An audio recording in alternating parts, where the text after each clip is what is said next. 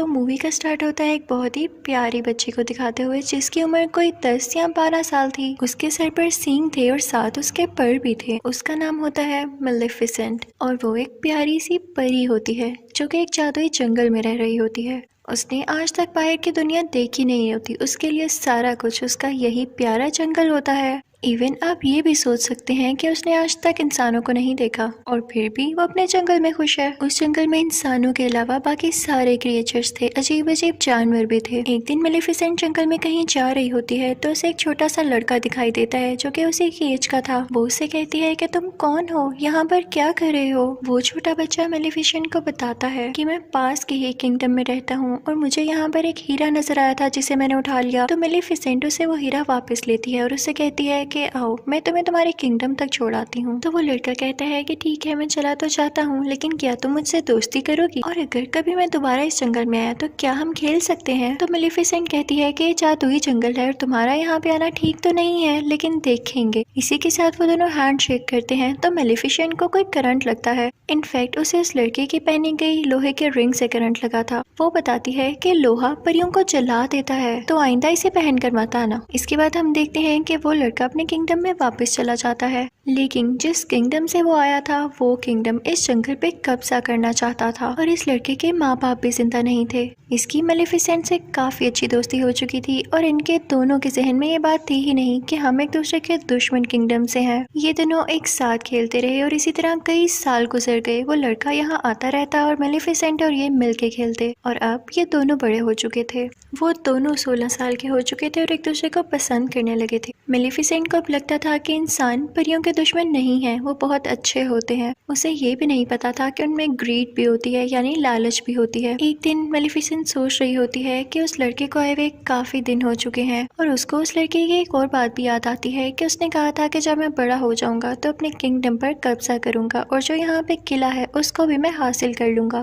यानी मेलेफिसेंट को तो अभी भी ये समझ नहीं आ रहा होता कि वो लड़का लालची था। मेलेफिसेंट एक दिन अपने जंगल में बैठी होती है तो देखती है कि दूसरे किंगडम का राजा अपनी काफी ज्यादा आर्मी और घोड़ों के साथ उसके जंगल पर कब्जा करने आया है। मेलेफिसेंट अपने जंगल की परी होती है और वो अपने जंगल को प्रोटेक्ट करना अच्छे से जानती थी। वो उठ खड़ी होती है और अब काफी ज्यादा पावरफुल होती है। वो उस राजा से कहती है कि तुम मेरे जंगल में नहीं आ सकते। तो राजा कहता है मैंने तुमसे तो नहीं पूछा, और इसी के साथ वो अपने लोगों को ऑर्डर देता है कि मुझे इसकी डेड बॉडी चाहिए। अब राजा की आर्मी जंगल की तरफ जाने लगती है, लेकिन जंगल में से भी अजीबोगरीब क्रिएचर्स घोड़े पर बैठे हुए इन पर अटैक करते हैं और अब राजा और उसकी आर्मी पूरी तरह से जख्मी हो चुकी थी। सारे के सारे इंसान वहाँ से डर के भाग जाते हैं कि ये जंगल तो जादुई है और हमारे पास की बात नहीं है इनसे लड़ना। अब राजा अपने किंगडम में वापस चला जाता है। वो काफी बूढ़ा हो चुका था और काफी कमजोर भी। तो वो सब लोगों को इकट्ठा करता है और उनसे कहता है कि तुम सब जानते हो ना कि उस जंगल में कितना ज्यादा खजाना है, और मैं शुरू से तुम लोगों से यही कहता आ रहा हूँ कि हम उस पर कब्जा करेंगे। लेकिन अब जैसी मेरी हालत है मुझे नहीं लगता कि मैं वहाँ जाकर लड़ सकता हूँ, लेकिन मैं तुम लोगों से वादा करता हूँ कि जिसने उस मेलेफिसेंट को मार दिया मैं उसकी शादी अपनी बेटी से कर दूंगा। तभी उनमें से एक लड़का बाहर आता है और कहता है कि मैं जाऊंगा वहाँ पर।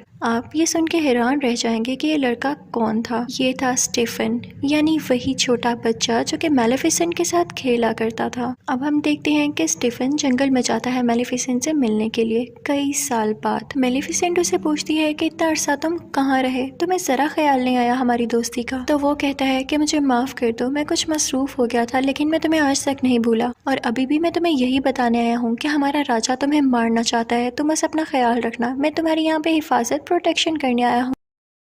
और इसके बाद वो दोनों बातें करने लगते हैं। मेलेफिसेंट उससे कहती है कि मैंने तुम्हें माफ किया, क्योंकि उसको नहीं पता होता कि इंसान किस कदर बुरे हो सकते हैं। वो उस पर यकीन जो कर लेती है। लेकिन स्टीफन बहुत लालची इंसान था। वो उसे कोई नशे की दवाई पिला देता है पानी में, जिससे वो बेहोश हो जाती है। उसके बाद स्टीफन चाकू उठाता है और उसे मारने लगता है, लेकिन नाकाम रहता है। और फिर अगली सुबह जब हम देखते हैं कि मेलेफिसेंट की आंख खुलती है तो उसके पर नहीं होते, वहाँ पर उसके जख्म हुए होते हैं, जिसे देख के मेलेफिसेंट को अपनी आंखों पर यकीन नहीं आता और वो चिल्लाने लगती है, रोने लगती है, क्योंकि उसके खूबसूरत पर अब उसके साथ नहीं रहे थे। वो अब परों वाली परी नहीं रही थी। दूसरी तरफ हम देखते हैं कि स्टीफन मेलेफिसेंट के पर लेके राजा के पास आता है और कहता है कि ये लें, मैंने आपसे किया हुआ वादा पूरा कर दिया। राजा उससे बहुत खुश होता है और उससे पढ़ लेके उसे इस किंगडम का राजा बना देता है। और यहाँ पे स्टीफन का भी ख्वाब पूरा हो चुका था, उस लालची इंसान का ख्वाब। दूसरी तरफ जंगल में हमें मेलेफिसेंट दिखाई जाती है, जो कि काफी उदास थी क्योंकि वो अब उड़ जो नहीं पाती थी। वो एक दिन जंगल में चलकर कहीं जा रही होती है कि देखती है कि एक शिकारी किसी कौवे को मारने वाला है। उसे ये सब चीजें बर्दाश्त नहीं होती थी, तो वो फौरन से उस कौवे को इंसान बना देती है और वो शिकारी बेचारा वहाँ से डर के भाग जाता है। वो कौवा जो कि अब इंसान बन चुका था उसके पास आता है और कहता है कि थैंक यू, लेकिन आपने ऐसा क्यों किया? तो मेलेफिसेंट कहती है कि मैं नहीं बता सकती, बस मेरे दिल में रहम आ गया। तो वो कौवा कहता है कि अब मैं आपकी सारी जिंदगी खिदमत करूंगा, आप जो मुझसे कहेंगे मैं आपकी हर बात मानूंगा। वो इंसान बनने पे काफी खुश होता है। तो मेलेफिसेंट भी इस बात से एग्री हो जाती है और उसका नाम डीएवेल रखती है। हम डीएवेल उसे इन्फॉर्मेशन ला कर देता था। मेलेफिसेंट को पता चलता है कि स्टीफन ने सिर्फ और सिर्फ राजा बनने की लालच में उसके पर काटे, तो उसे इंसानों से नफरत होने लगती है, उसका ट्रस्ट इंसानों पर से खत्म हो जाता है। फिर हम देखते हैं कि उस तरफ किंगडम में स्टीफन की राजा की बेटी के साथ शादी हो चुकी थी और अब उसकी एक बेटी भी पैदा होती है। वहाँ पे काफी ज्यादा सेलिब्रेशंस हो रही होती हैं और किसी को कुछ पता नहीं होता कि वहाँ पे कौन कौन आ रहा था, कितनी कितनी दूर से आ रहा था। और इसी चीज का फायदा उठाते हुए मेलेफिसेंट भी वहाँ पर जाती है और उसे विश करने लगती है। वो उस छोटी बेबी से कहने लगती है कि तुम बहुत प्यारी हो, लेकिन जैसे ही तुम 16 साल की होगी तुम्हारे हाथ में एक सुई चुभेगी, जिसके बाद तुम्हारी डेथ हो जाएगी, तुम्हारी मौत हो जाएगी। तो स्टीफन उसके आगे किड़किड़ाने लगता है और कहता है कि ऐसा नहीं करो, तुम मेरा बदला मेरी बेटी से क्यों ले रही हो? तो मेलेफिसेंट कहती है कि मैं भी एक लड़की थी और याद है तुमने मेरे साथ क्या किया था। मेलेफिसेंट के दिल में अभी भी कुछ रहम बाकी होता है, तो वो स्टीफन से कहती है कि एक सोल्यूशन है, अगर तुम्हारी बेटी को उसके 16th बर्थडे पे उसका सच्चा प्यार मिल गया तो उसकी जान बच सकती है। स्टीफन इस बात से काफी परेशान हो जाता है और 3 छोटी छोटी परियों को बुलाता है और कहता है कि मेरी बेटी को यहाँ से दूर ले जाओ और जब तक ये 16 साल की नहीं हो जाती इसे यहाँ मत लेकर आना, वरना इसका कर्ज सच्चा हो जाएगा। और उसके बाद वो निकलता है जंगल पर अटैक करने के लिए, लेकिन ऐसा नहीं कर पाता क्योंकि जंगल की बाउंड्रीज को मेलेफिसेंट ने कवर कर रखा था अपनी पावर से और अब कोई भी इंसान उस जंगल में नहीं आ सकता। फिर हम देखते हैं कि वो प्रिंसेस जो स्टीफन की बेटी होती है उसका नाम अरोरा होता है और वो 3 परियों से लेके काफी दूर चली गई होती है, लेकिन मेलेफिसेंट को अभी भी उसका मुकाम पता था कि वो किस जगह पर रह रही है। वो उसे डराने की कोशिश करती है, लेकिन वो छोटी बच्ची यानी प्रिंसेस अरोरा हंसने लगती है और अब मेलेफिसेंट का दिल भी उसके लिए सॉफ्ट होने लगा था क्योंकि मेलेफिसेंट एक अच्छी परी थी, वो जालिम औरत नहीं थी। वो 3 परियां जो प्रिंसेस अरोरा की केयर करती थी काफी ज्यादा केयरलेस थी और अक्सर मेलेफिसेंट खुद प्रिंसेस अरोरा की जान बचाती थी, कभी पहाड़ से नीचे गिरने से, कभी दरख्त से गिरने से। वक्त के साथ साथ प्रिंसेस अरोरा बड़ी होने लगती है। अब प्रिंसेस अरोरा पूरे 15 साल की हो चुकी थी, यानी उसका कर्ज पूरा होने में सिर्फ 1 साल बचा था। अब वो 3 परियों से जिस जगह पर लेकर आई थी वो एक बाउंड्री के अंदर थी और उसके आसपास काफी ऊंची ऊंची लकड़ियां थी।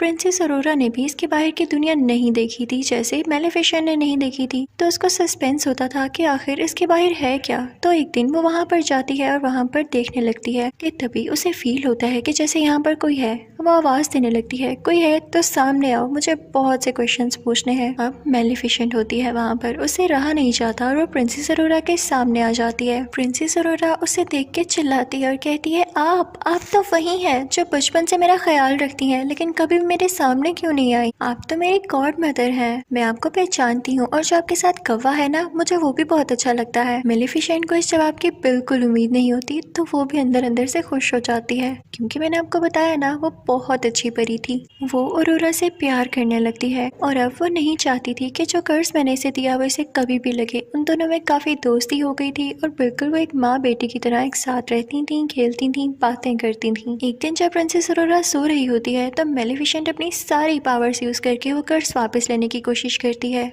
लेकिन उसे पता चलता है कि इतने साल पहले दिया गया कर्ज अब वापस नहीं हो सकता, स्पेशली तब जब उसके कंप्लीट होने का टाइम बहुत करीब आ चुका हो। और इसी बात को तो लेके मेलेफिसेंट परेशान थी कि उसका 16वां बर्थडे आने ही वाला था, तो वो ये दुआ करती है कि जल्द ही इसे इसका सच्चा प्यार मिल जाए ताकि इसका ये कर्ज रिवर्स हो जाए। फिर उसके बाद हम देखते हैं कि सुबह हो जाती है और जंगल में प्रिंसेस अरोरा और मेलेफिसेंट बातें कर रहे होते हैं। प्रिंसेस अरोरा मेलेफिसेंट से पूछती है कि आपके पर कहाँ गए? सारी परियों के पर होते हैं, तो मेलिफिसेंट कहती है कि मेरे भी पर हुआ करते थे, लेकिन किसी इंसान ने उनको मुझसे छीन लिया। मैं उनके साथ बहुत खुश थी, मैं आसमान में बहुत ऊंचा उड़ा करती थी और मुझे वो काफी याद भी आते हैं। इसी के साथ मेलिफिसेंट रोने वाली हो जाती है तो प्रिंसेस अरोरा उसको चुप कराती है और कहती है कि आप परेशान ना हो, मेरा कल 16th बर्थडे है और देखिएगा मैं इजाजत लेके उन परियों से आपके पास रहने आ जाऊंगी, आप अकेली नहीं है, मैं आपके साथ होंगी। लेकिन मेलिफिसेंट जानती थी कि ऐसा पॉसिबल नहीं होने वाला था जब तक कि उसे उसका सच्चा प्यार न मिल जाता, और एक दिन में ऐसा तो हो नहीं सकता था। प्रिंसेस अरोरा वहां से अपने घर जा रही होती है कि रास्ते में उसे एक लड़का दिखाई देता है जो कि काफी प्यारा था और उसी के जितना था। वो दोनों जैसे एक दूसरे की तरफ देखते हैं तो एक दूसरे को पसंद करने लगते हैं। खैर उसके बाद प्रिंसेस अरोरा वहां से अपने घर चली जाती है और उन तीनों परियों से कहती है कि मैं अब यहाँ से जाना चाहती हूँ। वो उनसे ये बात कह रही होती है कि मैं इस घर से दूर मेलिफिसेंट के पास जाना चाहती हूँ। तो परियों को लगता है कि शायद इसे उस बात का पता चल चुका है कि इसके पेरेंट्स अभी भी जिंदा है और ये किंगडम जाना चाहती है अपनी बर्थडे के बाद। वो तीनों परियां उसको सारा कुछ सच बता देती हैं कि क्या क्या हुआ, और एक इविल फेरी है जो कि तुम्हारी जान लेना चाहती है। वो उसे बताती है कि वो कोई और नहीं बल्कि मेलिफिसेंट है। और ये सुनकर प्रिंसेस अरोरा को अपने कानों पर यकीन नहीं आता। वो काफी उदास होकर मेलिफिसेंट के पास जाती है और उनसे पूछती है कि क्या जो मैंने सुना वो सारा कुछ सच है। तो मेलिफिसेंट उसे प्यार से कहती है कि हाँ ये सच है, मैंने तुम्हें कर्ज दिया था लेकिन अब मेरा दिल बदल चुका है, मैंने सिर्फ तुम्हारे फादर की वजह से ऐसा किया। मैं भी अब नहीं चाहती कि तुम मर जाओ, मैं तुमसे बहुत प्यार करती हूँ। लेकिन प्रिंसेस अरोरा काफी हर्ट होती है और वहां से चली जाती है। वो सीधा उस किंगडम की तरफ भागती है और जाके अपने फादर यानी स्टीफन राजा के गले लग जाती है और कहती है कि डैड मैंने आप लोगों को बहुत मिस किया, मुझे लगता था कि शायद मैं अकेली हूँ। उसके डैड को बहुत गुस्सा आता है उन तीन परियों पर। वो कहते हैं कि जब मैंने कहा था कि अरोरा को उसकी 16th बर्थडे के बाद लेकर आना है तो तुम लोग सब कुछ जानते हुए भी इसे एक दिन पहले क्यों ले आए जब कर्ज होने ही वाला है पूरा। वो अपने लोगों को ऑर्डर देते हैं कि इसे वापस छोड़ाओ या इसे एक कमरे में बंद कर दो जहाँ इसके आसपास कुछ भी ना पड़ा हो और ना कोई इस कमरे में जाए। लेकिन वो राजा कर्ज को रोक थोड़ी सकता था। तो अब जैसे ही प्रिंसेस अरोरा का 16th बर्थडे आता है तो कर्ज के असर में प्रिंसेस अरोरा खुद ब खुद उस जगह पर चली जाती है जहाँ पर स्पिनिंग व्हील्स पड़े होते हैं और उन पर सुइयां लगी होती हैं। वो कर्ज की वजह से उस सुई को अपने आप ही टच कर लेती है और फिर बेहोश हो जाती है, गहरी नींद में चली जाती है। राजा बहुत परेशान होता है क्योंकि अब उसकी बेटी गहरी नींद में जा चुकी थी और कभी भी उठने वाली नहीं थी। उधर मेलिफिसेंट को भी काफी दुख हो रहा होता है तो उस लड़के को बुलाती है जो कि प्रिंसेस अरोरा को उस दिन रास्ते में मिला। उसे लगता है कि हो सकता है कि ये दोनों एक दूसरे को पसंद करने लगे हों और अगर ये प्रिंसेस अरोरा को मिल जाए तो प्रिंसेस अरोरा जाग जाए। तो मेलिफिसेंट उस लड़के को लेके वहाँ पर जाती है जहाँ पर प्रिंसेस अरोरा सो रही होती है। उसी दौरान वहाँ पर वो मौजूद जो परी होती है जो प्रिंसेस अरोरा का ख्याल रखा करती थी, वो राजा से कहती है कि आप प्रिंसेस अरोरा के फादर हैं, आप उसके माथे पर चूमे, हो सकता है कि वो जाग जाए, हो सकता है आप ही उसका सच्चा प्यार हो। तो किंग स्टीफन कहता है कि नहीं, मैं कभी किसी का सच्चा प्यार नहीं हो सकता, मैंने मेलिफिसेंट को धोखा दिया और उसी लिए ये सब कुछ हो रहा है। अब जब मेलिफिसेंट उस लड़के को यहाँ पर आती है और वो प्रिंसेस अरोरा के पास जाता है तो प्रिंसेस अरोरा नहीं जागती। मेलिफिसेंट को पता चल जाता है कि ये इसका ट्रू लव नहीं है। मेलिफिसेंट ये देख के रोने लगती है और उससे कहती है कि मैं तुम्हें बहुत याद करूंगी, मुझे तुम्हारी स्माइल याद आएगी, मैं तुम्हें कभी नहीं भुला पाऊंगी। और ये कह के मेलिफिसेंट रोते हुए उसके माथे पर किस करती है और वहाँ से जाने लगती है। लेकिन तभी उसे पीछे से आवाज आती है, रुकिए गॉड मदर। और ये आवाज प्रिंसेस अरोरा की होती है। जी हाँ, प्रिंसेस अरोरा का ट्रू लव, उसका सच्चा प्यार मेलिफिसेंट ही थी क्योंकि वो उससे दिल से प्यार करती थी। प्रिंसेस अरोरा मेलिफिसेंट से कहती है कि मैं आपके साथ जंगल में रहना चाहती हूँ। तो मेलिफिसेंट उसे अपने साथ लेके जाने लगती है, लेकिन तभी पीछे से स्टीफन के लोग उन पर जाल डाल देते हैं। वो लोहे का जाल होता है जो कि परियों को चला सकता था। मेलिफिसेंट यहाँ पे बहुत बेबस हो जाती है और अपने कव्वे को ड्रैगन बना देती है। वो कौवा यानी जो कि अब ड्रैगन था अपने मुंह से आग निकालने लगता है और वहाँ पर मौजूद सारे लोगों को जला देता है। मेलिफिसेंट अब आजाद भी हो जाती है, लेकिन तभी यहाँ पर आता है किंग स्टीफन अपने कुछ लोगों के साथ और इसने लोहे की शील्ड पहनी होती है ताकि मेलिफिसेंट को हमेशा के लिए मार दे। दूसरी तरफ प्रिंसेस अरोरा को मेलिफिसेंट के वही पर नजर आ जाते हैं। वो पर मूव कर रहे होते हैं जैसे उन्हें भी पता चल गया हो कि उनकी मालिक यहाँ पर है। प्रिंसेस अरोरा उन परों को आजाद कर देती है और वह खुद ब खुद मेलेफिसेंट के साथ जाके लग जाते हैं। मेलेफिसेंट दोबारा से उड़ने लगती है और स्टीफन को अपने साथ उड़ा लेती है,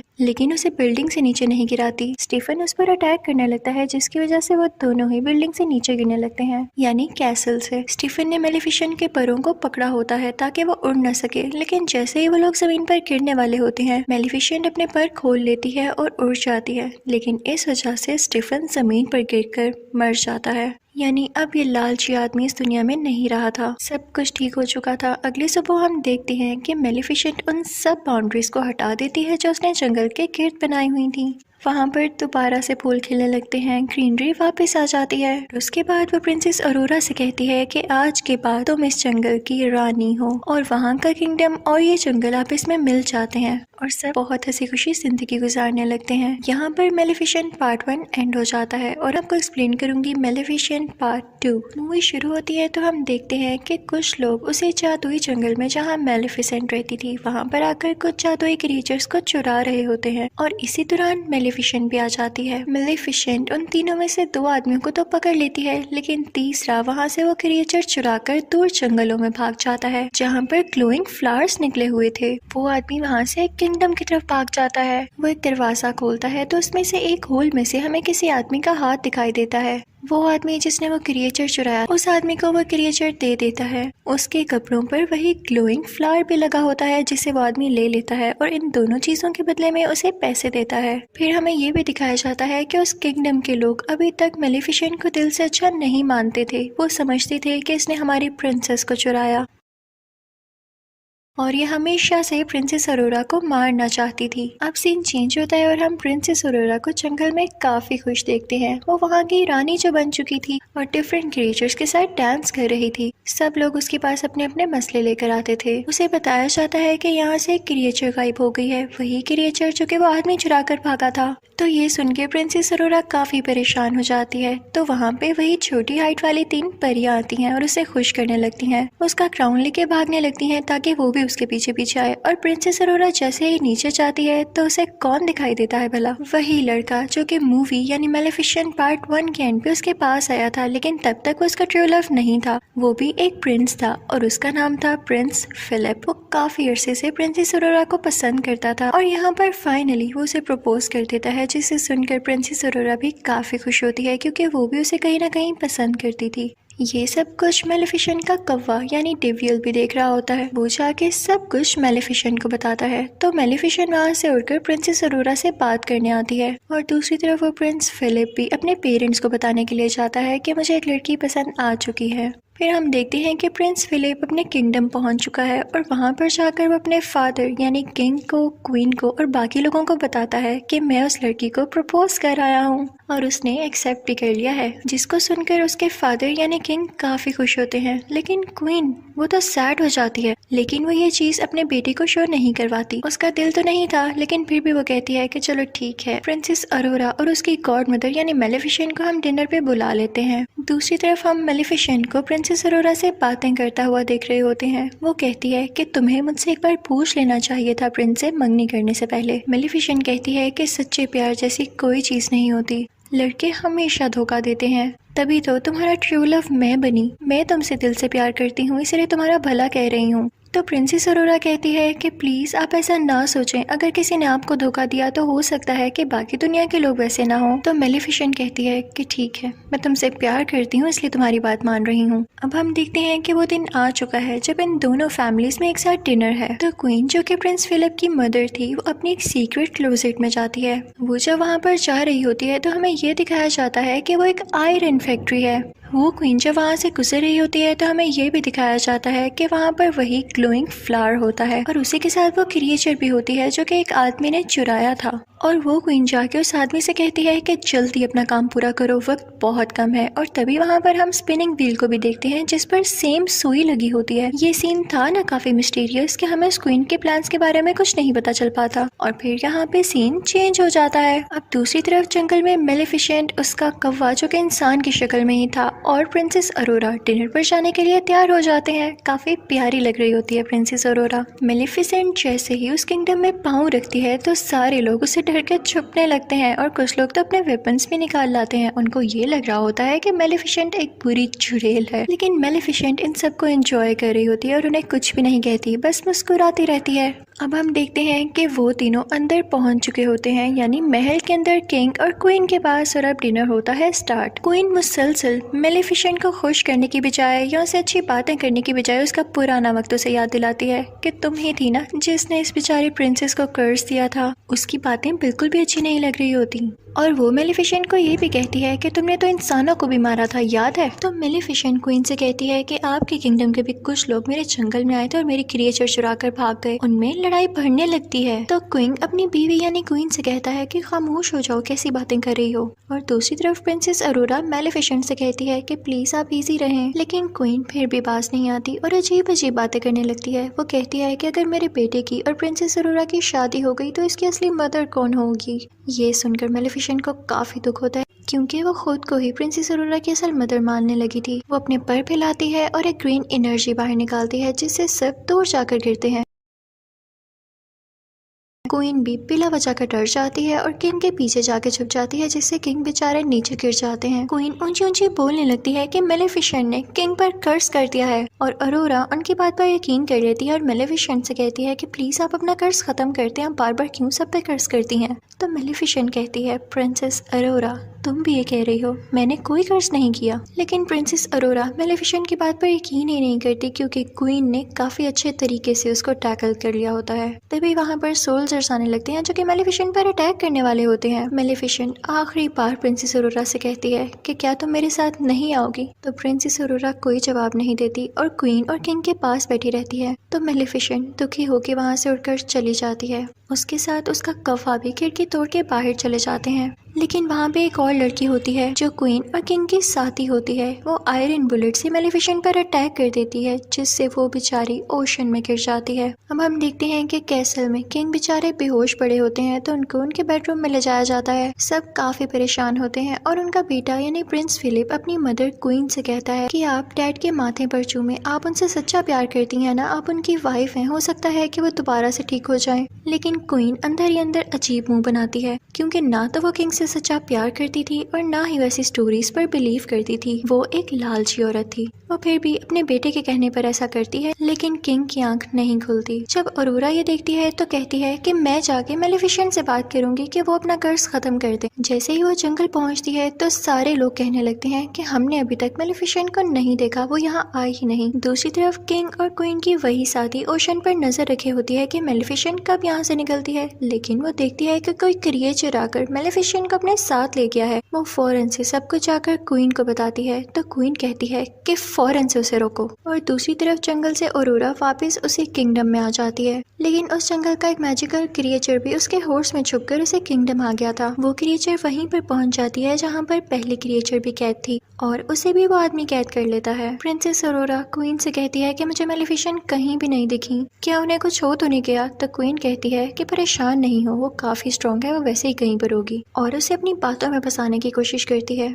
दूसरी तरफ क्वीन की वही साथी ओशन पर अभी भी नजर रखी होती है कि जैसे ही उसे मेलिफिसेंट नजर आए वो उसको मरवा दे। और फिर उसके बाद ऐलान किया जाता है कि अगले 3 दिन के अंदर अंदर प्रिंस फिलिप और प्रिंसेस अरोरा की शादी है और हम चाहते हैं कि हम सब लड़ाइयाँ छोड़ दें, हम सुलह करना चाहते हैं और जंगल में जितने भी क्रिएचर्स हैं वो सब के सब इस शादी में इन्वाइटेड हैं। दरअसल ये उनका प्लान था, क्योंकि वो ये चाहते थे कि मेलिफिसेंट को मार के जंगल के सब क्रिएचर्स को कैद कर लिया जाए, ताकि वहाँ को सिक्योर करने के लिए कोई भी ना हो और फिर उस जंगल पर कब्जा कर लिया जाए। दूसरी तरफ हम देखते हैं कि मेलिफिसेंट की आंख खुल जाती है, वो काफी जख्मी होती है और उसे कुछ क्रिएचर्स की आवाज आ रही होती है जो कि कह रहे होते हैं कि हम इंसानों पर अटैक करेंगे। उनके भी बड़े बड़े पर होते हैं और सर पर सींग होते हैं। वो जंगल में अपनी पनाह लेने आए थे, क्योंकि उन्हें ये लग रहा था कि जंगल उनके लिए सेफ पॉइंट हो सकता है इंसानों पर अटैक करने से पहले। मेलिफिसेंट भी वहाँ पर पहुंच चुकी होती है और उनमें से एक क्रिएचर मेलिफिसेंट की तरफ आता है और उससे कहता है कि हम में भी अपनी पावर ट्रांसफर करो,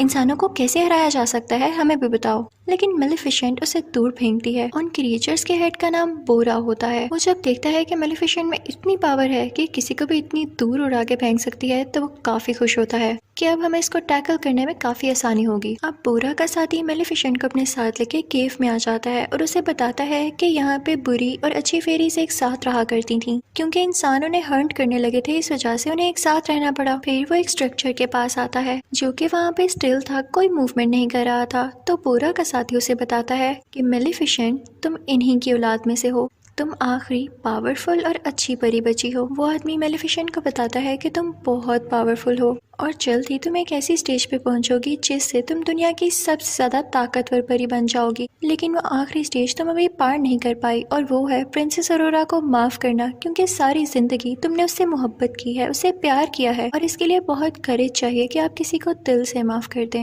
और जो किसी को दिल से माफ कर देता है वही इस दुनिया का सबसे ताकतवर इंसान होता है। तो मेलिफिसेंट कहती है कि नहीं, मैं उसे माफ नहीं कर सकती, मैंने उसे हमेशा प्यार किया लेकिन उसने मुझे धोखा दिया। तभी वहाँ पर बोरा भी आ जाता है और बताता है कि प्रिंस फिलिप और प्रिंसेस अरोरा की शादी हो रही है और ये हमारे पास अच्छा मौका है उन पर अटैक करने के लिए। लेकिन मेलिफिसेंट यहाँ चुप रहती है। दूसरी तरफ हम ये भी देखते हैं कि प्रिंसेस अरोरा को क्वीन अपनी ढकी छुपी बातों से काफी टॉर्चर करने लगती है और प्रिंसेस अरोरा को ये फील भी होने लगता है। तो वो प्रिंस फिलिप के पास जाती है और उसे कहती है कि मैं सिर्फ आपके लिए बर्दाश्त कर रही हूँ, वरना मुझे क्वीन अच्छी नहीं लगने लगी। दूसरी तरफ हम ये देखते हैं कि क्वीन का वही आदमी जो कि उस फैक्ट्री में काम कर रहा होता है उस ग्लोइंग फ्लावर के ऊपर, वो उससे कुछ डस्ट तैयार कर लेता है जिसे बताता है कि इससे परियां मर सकती हैं और ये मैंने मेलिफिसेंट को मारने के लिए तैयार किया है। उसे देख के क्वीन काफी खुश होती है। उसके पास एक छोटी सी फेरी भी होती है और जैसे ही वो पाउडर उस पर डालता है तो वो फेरी मर जाती है। क्वीन बहुत खुश हो जाती है, लेकिन वो आदमी उसे कहता है कि ये पाउडर तभी और ज्यादा बन सकता है जब आप मुझे वो ग्लोइंग फ्लावर्स और ज्यादा ला के दें। तो क्वीन अपने लोगों को ऑर्डर्स देती है कि जल्दी जाओ और वो फ्लावर्स फौरन से इकट्ठे करके लाओ। और जैसे ही उसके आदमी उधर पहुंचते हैं वो फ्लावर्स लेने के लिए, तो मेलिफिसेंट को खबर हो जाती है और वो भी वहां पे पहुंच जाती है। लेकिन तब तक बहुत देर हो चुकी थी, उसके सोल्जर सारे फ्लावर्स उतार चुके थे और मेलिफिसेंट यहाँ पे कुछ भी नहीं कर पाती। बस वो बहुत उदास थी क्योंकि उसके साथ हमेशा बुरा ही हुआ था। वो सोल्जर्स मेलिफिसेंट पर आयरन बुलेट से अटैक करने लगते हैं, लेकिन तभी उसके सामने बोरा का साथी आकर उसे बचा लेता है। मेलिफिसेंट भी एक शील्ड बना लेती है जिससे वो लोग प्रोटेक्टेड हो जाते हैं और बोरा बाकी सोल्जर्स पर अटैक करने लगता है। लेकिन जैसे ही मेलिफिसेंट बोरा के साथी को केव तक लाती है तो तब तक वो बेचारा मर चुका होता है। अगली सुबह हम देखते हैं कि प्रिंस फिलिप और प्रिंसेस अरोरा की शादी के इवेंट शुरू हो चुके होते हैं और जंगल की सारी क्रिएचर्स उस किंगडम की तरफ जा रही होती हैं। लेकिन जैसे ही मेलिफिसेंट का कौवा, जो कि इंसानी शक्ल में ही होता है, वो अंदर जाने लगता है तो उसे रोक लिया जाता है। फिर हम देखते हैं कि प्रिंसेस अरोरा काफी प्यारी लग रही होती है और प्रिंस फिलिप उसे एक फ्लावर देता है जो कि कोई और फ्लावर नहीं, उसी के जंगल का ग्लोइंग फ्लावर था। उसे देख के काफी हैरानी होती है कि क्वीन ने क्यों भिजवाया है मेरे लिए। वो क्वीन को ढूंढने के लिए जाती है और तभी उसे वो सीक्रेट डोर भी मिल जाता है। उसके हाथ में अभी भी वो फ्लावर था और वो जाते जाते उसे स्पिनिंग व्हील के पास पहुंच जाती है। उसे वो सारे विजन्स आने लगते हैं कि कर्ज क्या था और मुझे यहाँ पर कैसे ले जाया जा रहा है। वो वहाँ पर देखती है कि दो फेरीज भी कैद हैं, वही क्रिएचर्स जिसे 7 महीने कैद किया था। वो उनको छुड़ाने ही लगती है लेकिन वो आदमी उसे रोक लेता है। तभी वहाँ पर क्वीन आ जाती है और वो प्रिंसेस अरोरा से कहती है कि मेरा किंगडम पहले उस जंगल के करीब हुआ करता था, लेकिन इन सब क्रिएचर्स और मेलिफिसेंट के एंसेस्टर्स ने, यानी उसके बड़ों ने मिलकर मेरे किंगडम को नुकसान पहुंचा दिया और मेरे फादर मारे गए। लेकिन जब मेरा भाई भी वहाँ सुलह करने के लिए गया तो उस जंगल के क्रिएचर्स ने मेरे भाई को भी मार दिया और जब मैं अकेली बच गई तो मुझे किंग से शादी करना पड़ी, जो कि अब मेरा हस्बैंड है, लेकिन मैं उससे प्यार नहीं करती। तो क्वीन कहती है कि मैं तुम सबसे बदला लेकर रहूंगी। क्वीन सोल्जर्स को ऑर्डर देती है कि प्रिंसेस अरोरा को एक रूम में कैद कर दिया जाए और ऐसा ही होता है। और फिर उन क्रिएचर्स को भी एक रूम में बंद कर दिया जाता है और फिर उन पर वही पाउडर छिड़का जाता है जो कि 7 महीने तैयार किया था, जिसकी वजह से सारे क्रिएचर्स बेचारे वीक होने लगते हैं। जिस रूम में अरोरा होती है वहाँ पर उसका वेडिंग ड्रेस होता है और वो उसे फाड़ कर काफी लंबी सी रस्सी में बदल देती है और कैसल से नीचे जाने की कोशिश करती है। लेकिन तभी वहाँ पर सोल्जर्स आते हैं और प्रिंसेस अरोरा खुद को रूम में ही बंद कर लेती है। मेलिफिसेंट का कौवा भी, जो कि इंसानी रूप में ही होता है, कैसल के अंदर आ जाता है और दूसरी तरफ प्रिंस फिलिप अपने बीमार फादर के पास बैठा होता है और उसे ये सब कुछ नहीं पता होता। अब क्वीन अपने कैसल की छत पर होती है और वो इस जंगल की तरफ काफी बॉम्ब्स फेंक रही होती है। दूसरी तरफ बोरा भी अपने लोगों के साथ इस किंगडम पर अटैक करने के लिए आ रहा होता है। दूसरी तरफ अरोरा मौका पाके उसी ड्रेस से लटकते हुए नीचे आ जाती है किंग के रूम में, जहाँ पे प्रिंस फिलिप भी होता है। वो उसे सब कुछ बताती है कि क्वीन ने मेरे साथ क्या किया और मेलेफिसेंट ने आपके फादर को कर्स नहीं दिया बल्कि आपकी मदर नहीं दिया है, जिसे सुनकर प्रिंस फिलिप काफी हैरान होता है। और दूसरी तरफ हम देखते हैं कि बोरा और उसके साथी किंगडम पर अटैक करने आ रहे होते हैं, लेकिन उन पर मुसलसल आगे से अटैक कर रहे होते हैं किंगडम वाले, और उनमें से कुछ लोगों को पकड़ भी लेते हैं। प्रिंसेस अरोरा को मेलेफिसेंट का वही कौवा दिखाई देता है जो कि इंसान ही बना हुआ था। वो उससे कहती है कि हमें लोगों की जान बचाने के लिए यहाँ की चर्च का दरवाजा खोलना होगा, और वो दोनों मिलकर दरवाजा खोलने लगते हैं। वहाँ पर जाकर वो सारे क्रिएचर्स को बचा लेते हैं, और वहाँ पर मौजूद छोटी छोटी फेरीज उन सुराखों में फूल भर देती हैं जहाँ से पाउडर निकल रहा था, और अब वो डस्ट पाउडर वहाँ से बाहर नहीं निकलता और ना ही किसी क्रिएचर को नुकसान पहुँचाता है। और जब क्वीन की वो साथी लड़की जो कि पाउडर गिरा रही होती है उनको ठीक करने जाती है तो वहीं से खुद ही नीचे गिर जाती है। प्रिंस फिलिप अपनी मदर यानी क्वीन को समझाने जाता है, लेकिन क्वीन सोल्जर से कहती है कि इसको पकड़ लो, लेकिन प्रिंस फिलिप उसी से पहले कैसल से नीचे जंप लगा देता है।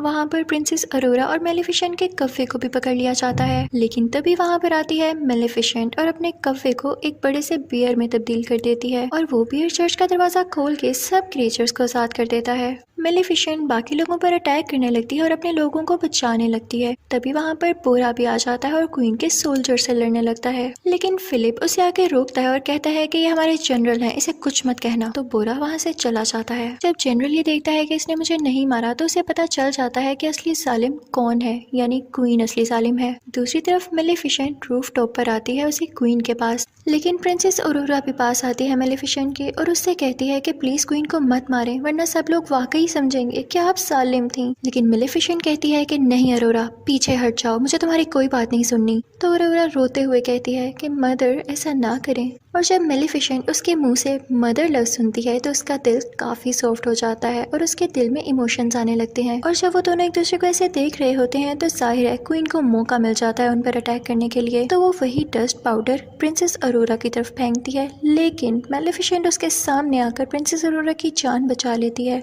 और जैसे ही मेलेफिसेंट को एरो लगता है वो एशेस में बदलने लगती है और प्रिंसेस अरोरा बहुत ज्यादा रोने लगती है। क्वीन ये देख के काफी खुश हो जाती है और ऐलान करती है कि अब तुम लोगों की मेलेफिसेंट नहीं रही और अब मैं पूरी जगह पर कब्जा करने वाली हूँ। लेकिन तभी हम देखते हैं कि प्रिंसेस अरोरा के आंसू मेलेफिसेंट के एशेस पर गिरते हैं और मेलेफिसेंट फिर से जिंदा हो जाती है। उसके बड़े बड़े पर आ जाते हैं। क्वीन को बहुत गुस्सा आता है और वो प्रिंसेस अरोरा को कैसल से नीचे धक्का दे देती है और मेलेफिसेंट उसे बचा लेती है। प्रिंस फिलिप को भी अपनी मदर के बारे में सब कुछ पता चल चुका था, इसलिए वो भी मेलेफिसेंट के पास आ जाता है और मेलेफिसेंट मान जाती है प्रिंसेस अरोरा और प्रिंस फिलिप की शादी के लिए। तभी मेलेफिसेंट के पास वो छोटा आदमी भी आता है जिसने उसके क्रिएचर्स को कैद किया हुआ था। वो उसके क्रिएचर्स छोड़ देता है और उसे वही सुई देता है जिसकी वजह से वो कर्स फैला। अब सबको पता चल जाता है कि कर्स फैलाने वाली असली क्वीन ही थी। अब किंग भी जाग चुका था और क्वीन को बोरा के लोग पकड़ लेते हैं और उसे फेंकते हैं। मेलेफिसेंट उसे कोर्ट में बदल देती है और वहाँ की सारी जगह को फूलों से सजा देती है और फिर वो बोरा से कहती है कि तुम लोग अच्छे क्रिएचर्स हो, तुम हमारे साथ रह सकते हो। और फिर उसके बाद वो अरोरा को वेडिंग ड्रेस पहनाती है और वो ऐलान करती है कि हम सारे मिलकर रहेंगे एक यूनियन में। और उसके बाद प्रिंस फिलिप की और प्रिंसेस अरोरा की शादी हो जाती है। किंग भी काफी खुश होता है और सारे क्रिएचर्स सारे लोग उनके लिए क्लैपिंग कर रहे होते हैं और यहाँ पर दोनों किंगडम्स मिल जाते हैं और हंसी खुशी रहने लगते हैं। और फिर मेलेफिसेंट प्रिंसेस अरोरा और प्रिंस फिलिप से कहती है कि अब मैं तब दोबारा यहाँ पर आऊंगी जब तुम लोगों का क्यूट सा बेबी होगा। और फिर मेलेफिसेंट यहाँ से चली जाती है और सब कुछ पीसफुल हो जाता है। यहीं पर यह मूवी यानी मेलेफिसेंट पार्ट 2 भी खत्म हो जाता है। Thank you for watching. Good bye.